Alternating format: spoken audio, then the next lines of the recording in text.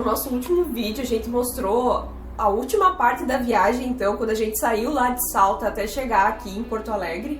Então nós ficamos aproximadamente um mês aqui no apartamento e tomamos a decisão de ter um cachorro.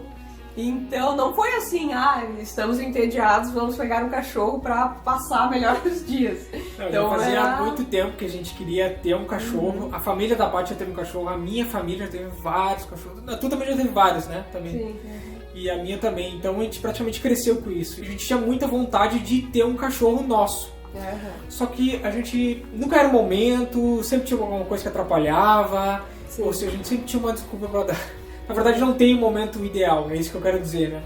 Então depois que a gente voltou aqui pro Brasil, e nós vimos muitos viajantes com cachorro. Então isso acabou nos encorajando a ter um para ele viajar, para ele ser o nosso companheiro de viagem.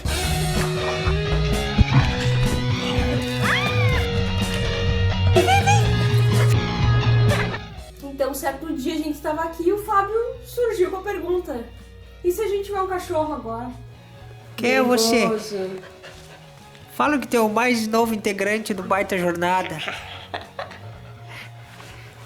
Aí eu fiquei meio assim, né? Porque pra mim era o meu maior sonho da vida, assim, ter um cachorro. Só que era aquilo, a gente sempre ficava adiando. Daí eu falei, sério? E ele, sim. Será que esse não é o momento pra gente ter? Porque as condições estavam favoráveis, né? A gente estava aqui com um tempo livre pra se adaptar ao animal, poder ensinar algumas coisas, sobre viver, né, num carro pequeno, mas estar viajando sempre. Então na minha cabeça esse cachorro tinha que ter algumas características bem específicas. Porque o nosso carro ele é pequeno, então a gente tem um espaço limitado, então esse cachorro não poderia ser tão grande, ou seja, nem tão pesado. Só que ao mesmo tempo a gente queria que ele fosse o nosso companheiro para fazer caminhada, fazer trilha, esse tipo de coisa. Ao mesmo tempo então ele não poderia ser tão pequeno. Outra coisa que eu acreditava é que ele tinha que ser um filhote, justamente para ele se apegar a nós e aprender bem os comandos e nos respeitar também, né? Então, para tudo isso que o Fábio falou, ter características específicas, né? Ele começou a pesquisar sobre raças específicas com essas características. Exatamente. Então ele filtrou algumas raças que ele considerava que seriam ideais, né? E aí eu fui atrás para ver se a gente encontrava algum desses cachorros aqui. Por aqui, Exatamente, foi muito difícil e, se não me engano, o valor dele era bem alto. Sim, valores altos e difícil de encontrar. Exato. E então eu propus pro Fábio a adoção. Eu falei pra ele que eu já conhecia várias pessoas que tinham adotado, que seria algo interessante. Tem tantos animais, né, esperando por uma adoção por anos. Então eu comecei a mostrar pra ele que existem vários sites que a gente poderia, né, ver as características do animal, e a gente começou a pesquisar e estudar sobre isso, né? Quando ela me falou isso, várias dúvidas me surgiram, né? Tipo, se tu vai pegar um adotado de uma ONG, assim, se ele é filhote, tu não vai saber quem são os pais, tu não vai saber o tamanho dele. O tamanho, e isso é o que nos limitava mais. Assim. E a personalidade também, né? A gente não ia ter uma noção como é que é a personalidade dele. Então, basicamente, isso acabou me pesando. E eu sempre questionei ela sobre isso. Tu mesmo falou, né? Não, mas tem opções. Pode ser que a gente pegue um cachorro adulto, então. E aí me surgiu outras dúvidas. Mas será que ele é adulto? Será que ele vai se apegar a nós? Como é que vai ser o perfil dele? Será que ele vai nos respeitar? Então, a vantagem de pegar um cachorro adulto é exatamente isso. É tu já saber o tamanho exato que ele tem, a personalidade dele, exatamente. Se ele se dá bem com outros cachorros, com criança, como que ele se comporta. Então, tu já tem toda a personalidade dele definida na fase adulta, né? Então, a gente viu vários anúncios, tem uma gama gigante de opções, assim.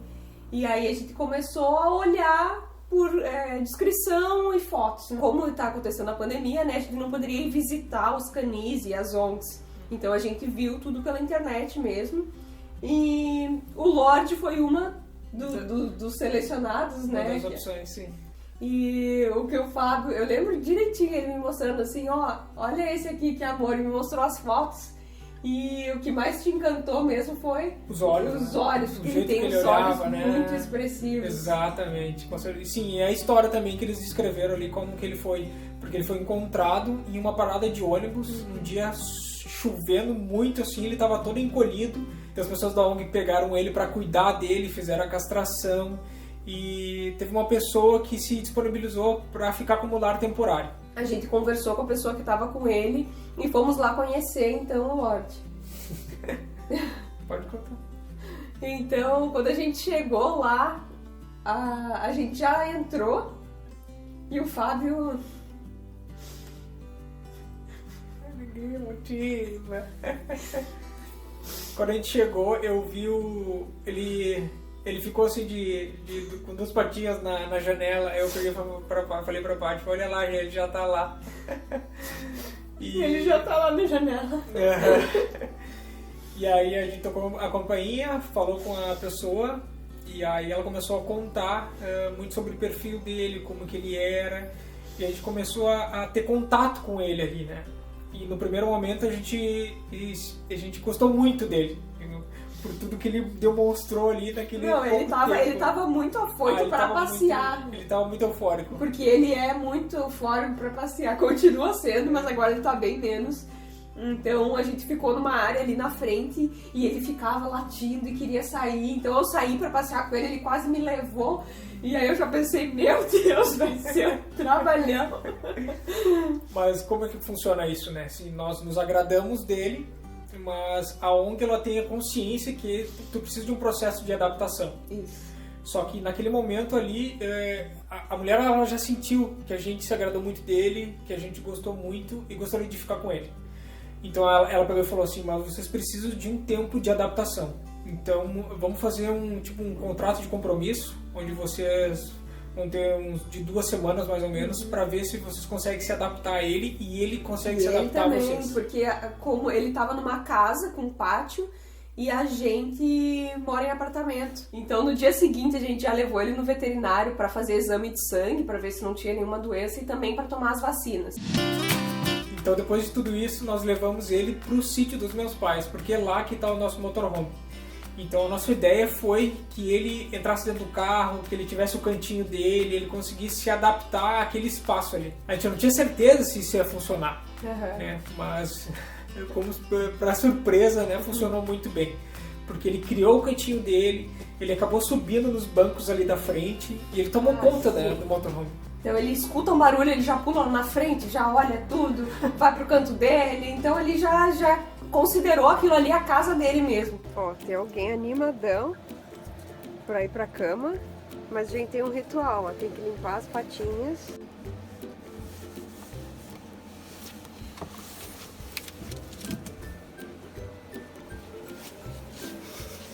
Ué, não gostou da cama? Vai ficar aí no banco então? Vamos falar um pouco daqueles receios que a gente tinha, né? Porque o Lorde ele é um cão adulto, ele tem 3 anos. Então o nosso primeiro receio é se ele se apegaria a gente, né? E foi um medo que foi totalmente quebrado, porque na primeira semana ele já estava totalmente apegado a nós e nós a ele. Não tinha a menor dúvida quanto a isso. Outra coisa é que ele é um cão super ativo também, ele está sempre disponível para passear, para brincar, para fazer um monte de coisa. Então era bem um dos receios que a gente tinha, né? Que ele não podia ser um cão preguiçoso, que gostaria de ficar só deitado e tal. Ele é totalmente o oposto, né? Mas não que ele seja hiperativo, na verdade ele é, com relação a isso, ele é na medida. Se tu ativar ele fica... Sim, até agora ele tá deitado aqui dormindo. Exato. Mas se a gente fizer o barulhinho da guia dele, ele vai pular no mesmo minuto já pra sair passear, que é que ele adora. E outra coisa é se ele conseguiria aprender alguns comandos. A gente acabou olhando alguns vídeos no YouTube mesmo para aprender alguns comandos, se ele ia aprender. E com relação a isso foi uma surpresa que ele aprendeu muito rápido, sabe? Sim, já no segundo dia dele aqui a gente já começou a ensinar a dar pata. A sentar ele já sabia, né? Sentar. Mas a gente reforçou ainda mais o senta. Não, mas ele não relacionava o nome sentar. Ele chegava perto de nós e sentava. E aí a gente começou a relacionar o senta, a gente fala em qualquer lugar que ele for ele sentar, ele vai lá e senta. Lorde, senta. Bonito. A pata? Que lindo, filho. Lorde, não. Não. Muito bem. A volta. Isso. Que bonito. Então, sobre o nome dele, a gente não escolheu o nome, ele já tinha o nome Lorde. E como ele já atendia esse nome, a gente não quis mudar, porque já era a identidade dele, né? Então, se vocês perguntarem qual outro nome a gente teria dado, não sabemos, porque a gente nem chegou a pensar e cogitar, né? Isso, ele é o Lorde e a Lorde. Várias pessoas nos perguntam da raça dele. E a gente ele é meio exótico, né? Ele tem uma pelagem, mas a gente não faz ideia, né? Então a moça que estava lá cuidando dele no lar temporário falou que a raça dele é... Bom, eu vou escrever aí, mas eu vou tentar falar porque... Não que é a raça, ela pesquisou os parecidos com ele. Sim, Pode ser uma mistura com essa. Exatamente. Ele tem as características mais ou menos dessa raça que tá aí na tela, que é mais ou menos whiter... Só escreve aí, Del. Só escreve aí. É o pelinho de arame. Pelinho de arame. Exatamente. Muitas pessoas nos perguntaram, e realmente acredito que muito importante para quem vai viajar com o cachorro, como é que vai ser daqui para frente, né? Como é cruzar fronteiras com um cão? Como é que funciona? Então, na verdade, a gente vai ver muito na prática. Mas, basicamente, o que a gente precisa é que o cão esteja saudável e a gente precisa comprovar essa saúde do cão. Então, tu tem que ter algumas formas de comprovar isso. Sim. E a primeira é que para tu entrar, tu tem que comprovar as vacinas do cachorro. Então tu precisa ter a carteira de vacinação dele. E outra coisa é que tu precisa ter um atestado de saúde do cão. E quem vai fazer isso é um profissional, ou seja, um veterinário. Então, antes de tu sair para a viagem, tu precisa desse certificado. E esse certificado ele precisa ser traduzido, digamos assim, para ele se transformar em internacional.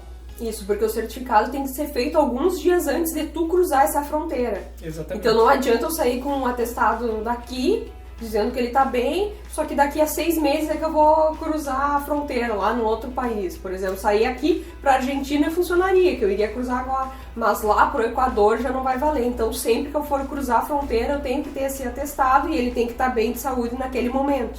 Exatamente. Então a gente tem que buscar sempre veterinários no local. Comprove o estado geral da saúde dele, né? Porque a gente vai sair com esse básico, que seriam as vacinas e o atestado daqui do Brasil, e toda vez que a gente for avançando e for cruzar, a gente vai precisar de uma comprovação de algum veterinário de um país anterior. Uhum. Então, é basicamente isso, né?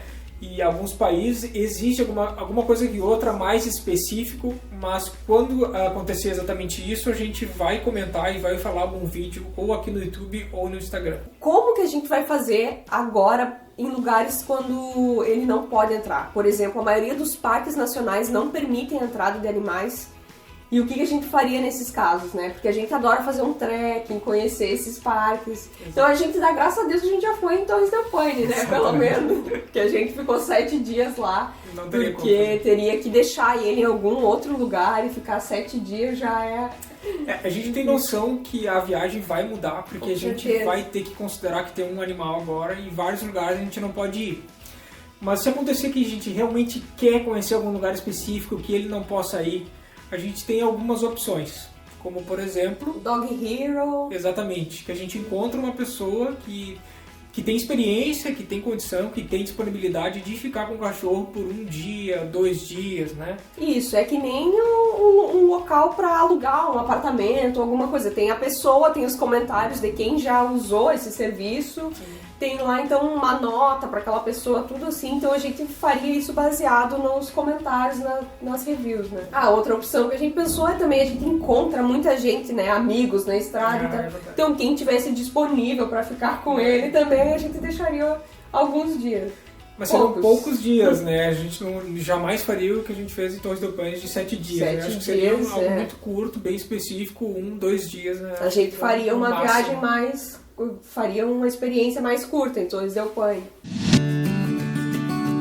Uma outra questão também seria a adaptação do carro para transportar o cachorro, né? Porque ele não pode ir solto. Tanto por segurança do animal, né? Nossa segurança também. E também não é permitido. Então, os cachorros precisam ser transportados de 3 formas. Ou é preso no cinto de segurança, então ele vai com uma peiteira e a guia dele vai presa no cinto, ou preso em outro lugar, né? Ele não pode estar solto. ou ele vai na caixa de transporte, que essa caixa daí tem que estar presa no cinto, ou também para cães menores existe uma cadeirinha, que ele vai sentado nessa cadeirinha e ela vai presa no cinto. Ele fica preso, sentado nessa cadeirinha e a cadeirinha presa no cinto. E no nosso caso, a gente pensou em adaptar atrás do nosso banco ali, o espaço dele fique sentado preso no suporte do cinto. No suporte do cinto de segurança. Bom, pessoal, acho que isso foi o principal que a gente tinha para compartilhar sobre o Lorde, como é que foi todo esse processo inicial da adoção. Eu espero que isso inspire outras pessoas também a adotar cachorros e principalmente adultos, que é tudo de bom. Eles são muito gratos, assim, dá pra ver que ele é muito feliz nessa nova família e ele é muito agradecido por isso, né? E se vocês tiverem alguma pergunta também ou sugestão de quem já viaja, tem experiência de viajar com cachorro, pode comentar aqui pra nós, aqui embaixo nos comentários. Também se inscreve no canal, quem não é inscrito ainda. E outra coisa que eu queria falar é que os vídeos vão continuar saindo, né?